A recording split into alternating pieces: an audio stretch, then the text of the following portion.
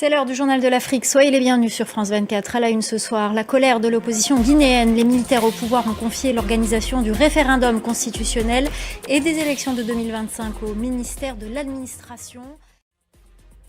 En Guinée, le référendum constitutionnel et les élections annoncées pour 2025 seront organisées par le ministère de l'Administration.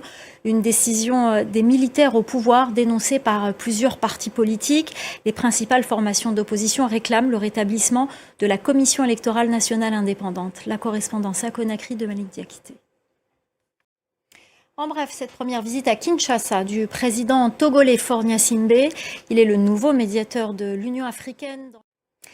Face aux nouvelles taxes douanières imposées par Washington, les producteurs de vin sud-africains pourraient se tourner vers la Chine pour écouler leurs produits.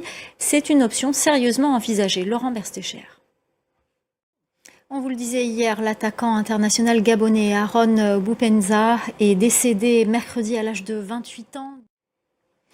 On part maintenant à Abidjan, en Côte d'Ivoire, pour la 17e édition du FEMUA, le festival des musiques urbaines d'Anoumabo, un rendez-vous musical majeur sur le continent africain, mais aussi un espace d'engagement pour la jeunesse fondé par le groupe ivoirien Magic System.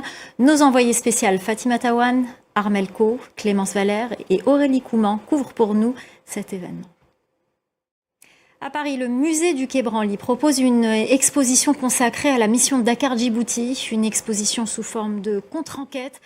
Une dizaine de scientifiques, dont 6 chercheurs africains originaires des pays traversés par le groupe, ont été associés à cette enquête.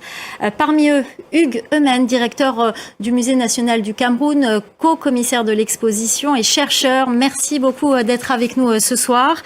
Tout d'abord, qu'est-ce que cette exposition? Quel est son but? Merci, c'est moi qui vous remercie.